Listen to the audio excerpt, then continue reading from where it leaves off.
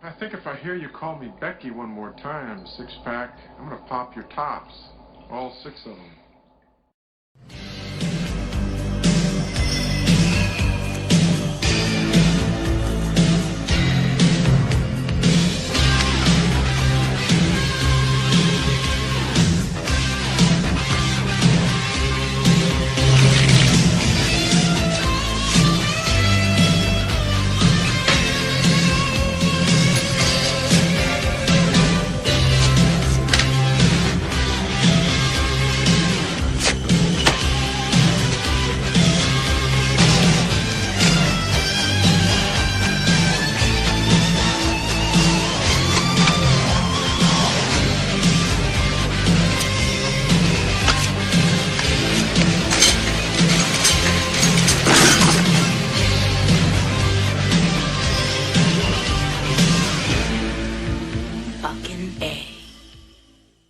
To Matt once again. What about to another review? This is another Patreon review.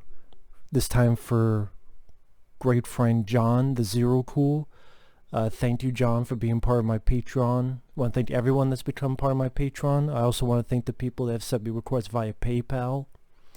If you're ever interested in either one, the links are down below. If not, no worries. But the review for today is The Night Before. Now, The Night Before, I had heard about this film. He reviewed it on his channel, but I heard about it long before that. Just as an 80s comedy starring Keanu Reeves, and I'm a big Keanu Reeves fan. The Matrix films I reviewed on here, and I enjoy all three of them. The first Speed movie, Constantine, Street Kings, the Bill and Ted movies. And of course the John Wick films. I'm a big Keanu Reeves guy. You know, I think Constantine's very underrated. But this is one I had not seen. And the best way to put it, it has a bit of John Hughes. It's a little bit like the movie After Hours that Martin Scorsese did. That's actually a good way to put it. Take Martin Scorsese's After Hours, but it's less polished, a bit more silly, mix in a little bit of John Hughes, so that 80s teen comedy feel, and you get the Night Before. I mean, the story, Keanu Reeves, he's a nerdy kid at high school, he's a senior, the prom is coming up, he's supposed to take out Lori Loughlin, who will later be famous for TV work. He wakes up in an alleyway with no memory, and throughout the night he's trying to piece together what happened.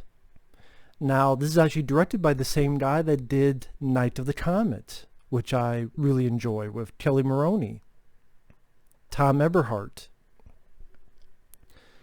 And one of the interesting bits of direction the Eberhard does is throughout at least the first chunk of the film, there'll be different points where, for example, Keanu Reeves goes to a diner. He still doesn't remember much of anything, but then he'll drink a cup of coffee and it'll be hot, burn his tongue a little bit, and that will flash a memory to a day or two before where a similar thing happened. And stuff like that happens a lot. Like he sees a car.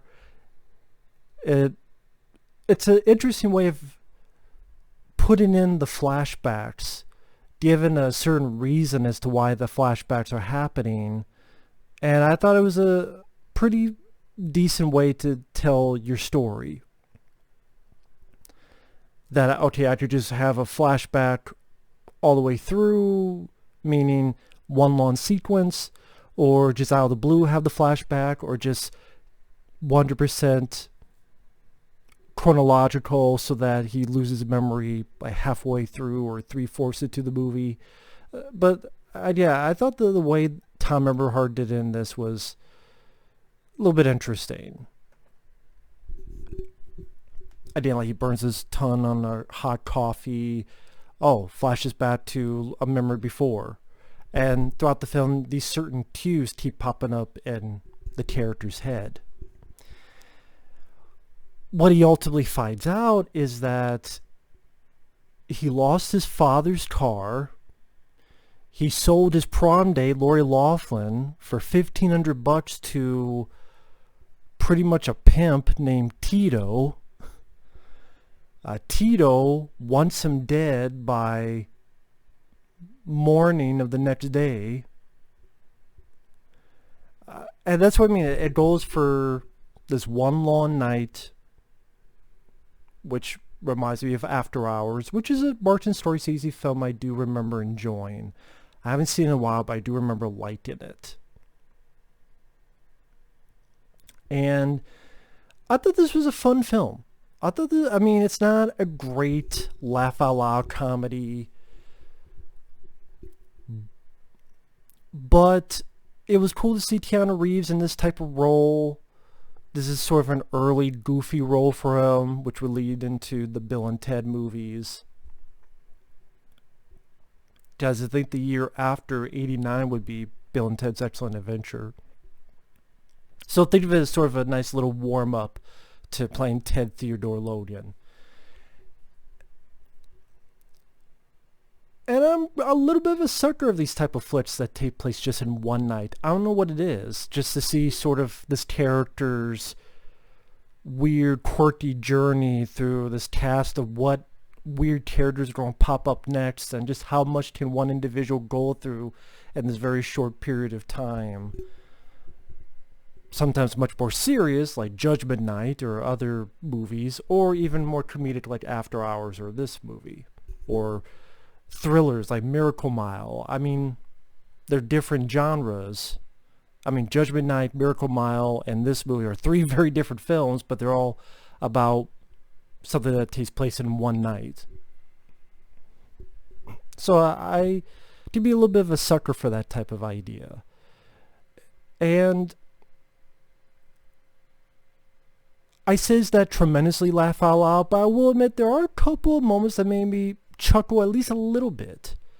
I wasn't, oh my god, this is hilarious, it's such an underrated gem, but there were a few moments that made me smirk, made me smile, chuckle-worthy moments, a la when Keanu Reeves unwittingly helps this guy steal his fucking car. Like, this guy, Keanu Reeves' character is such a innocent or so out of his league that he doesn't realize that he's, again, unwittingly helping this guy steal his father's car. And the way that scenes play out. Little bits when there's a flashback and they're in the car, and Keanu Reeves is going on and on about how he got this gift for you, my prom day. It's a refrigerator magnet. And he picks it up, and as soon as he picks it up, the compass twirls around. So then he realizes he fucked up. He put the magnet too close to the compass, and so they were going the wrong way. This is what led into the start of their troubles, being at the wrong side of the tracks.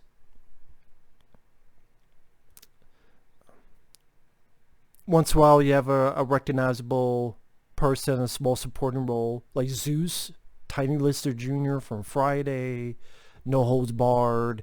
He's in there because Keanu Reeves is at a bar, and he's asking, do you take credit cards? And Tiny Lister takes it and says, sure. They're easy to sell. And then what really led and what made the character lose his memory, and we find out in a flashback that he had a drink and was spiked with drugs. And there's a couple fun moments there. Like, he's high, he's in the bathroom, and there's this pair of glasses, and he's like being silly and on pew, pew, pew, pew, pew, at the fucking eyeglasses. Being a fan of Keanu Reeves, it was fun to see him in a role that people are not going to give him this type of role nowadays. And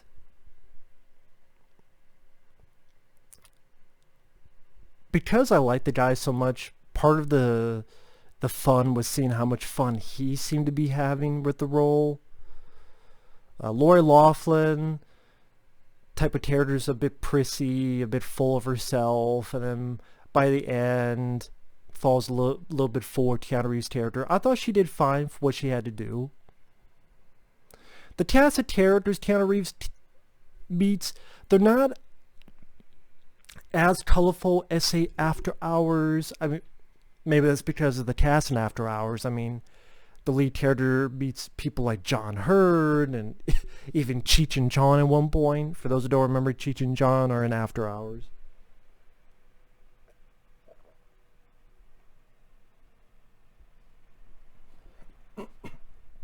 But I mean, that's because it's a more Scorsese film, so more people are going to be more liable. More liable. That's not the word I'm looking for. Viable is not the word I'm looking for, too. If I'd known those words is what I'm looking for, I should just go. They're more willing to take that step for a Martin Scorsese film than a film from a guy that did a movie called Night of the Comet that I enjoy and is a cult favorite, but was not this fucking bonanza at the box office when it came out. So, and I would love for someone to ask Keanu Reeves, like, if he ever does an interview in the future, someone please ask him about this movie. I would find it fascinating to have his thoughts. Because he got to be the lead, and I thought he was fairly funny at times. I mean, because another thing, when he's high and he's in the club, of course he's not thinking straight, and people have talked about this guy named Tito, and the way Keanu Reeves delivers the line, "You got a guy around here named Tito? I got something to tell you. The man is dumb." The way he said it, I thought I pulled off fairly well, and just the little situations he gets himself. He accidentally gets himself as a fucking hostage, and the cops are there, and they're like, "Drop the weapons," and the cops are not doing anything. And then Keanu Reeves goes, "Excuse me, officers? Are there any reasons why we're hesitating on this?" Another moment that made me chuckle was this guy, this bigger type guy. Keanu Reeves is saving Lori Loughlin from this guy. There's a door in between them, and Keanu Reeves goes, "All right, asshole." He jumps on. The door goes this way. First off, like, the doorknob breaks. And then he jumps on the door. The door falls on the guy. And then I guess the floors were so weak, the guy fucking falls. Sadly, we don't see it. I think maybe budget limitations, but you get the idea. The guy fell through multiple floors because of the dry wood and such. So,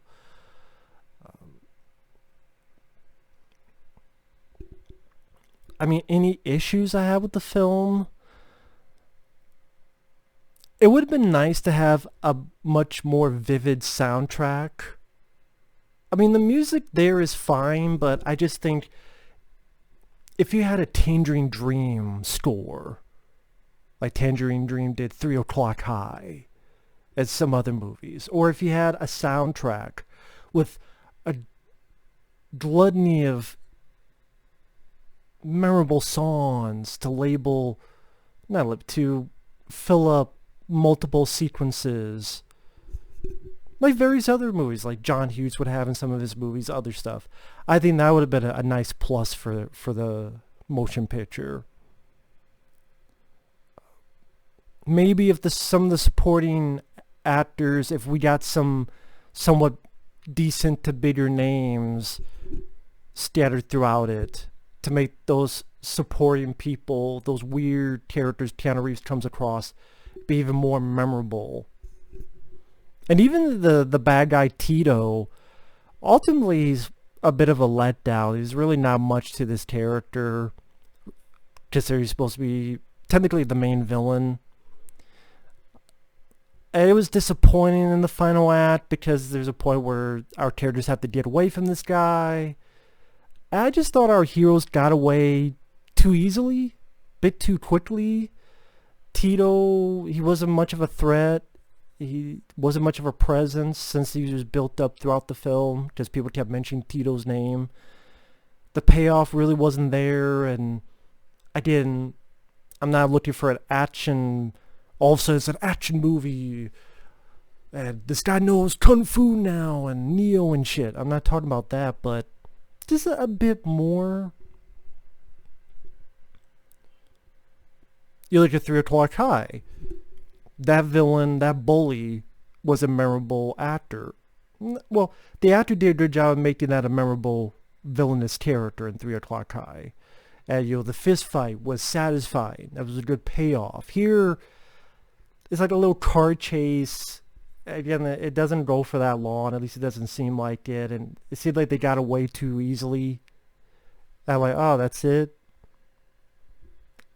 I actually thought, well, that can't be it. The bad guys don't come back. Nope, that was it. I'm like, oh, okay. So, I would say that's the weakest part of the film. But I would suggest anyone watching this, check it out if you can, the night before. Like I say, it's a less polished, more silly, less slick version of After Hours, and After Hours John Hughes mixed in together. At the very least, to see Keanu Reeves in an early performance, having fun, being a nerdy. There's not many movies where Keanu Reeves gets to play a nerdy type of guy. So, kind of a refreshing thing to see, being a big fan of Keanu Reeves as I am. And like I said, I like the concept. I talked about, I like that setup that's in other films. 3 O'Clock High, I keep mentioning, that's not one night, but just one day. Clerks does that one day. I don't know. That could be just something about that intrigues me. I can't put my finger on it. But I enjoyed it. I thought it was a fun flick. And yeah, if you're a Keanu Reeves fan, definitely check it out. I don't want to spoil every single thing about it. I think it's a fun film for what it is. It's not fantastic, A+. Your sides will be hurting from laughing your ass off. No, but I think Keanu is good. Got some chuckles in it. Entertaining, easygoing, fun vibe. And it's a short film. It's only 90 minutes or so long. So, fun flick. Thank you guys for watching. Take care. And we will see you in the next video. Bye-bye.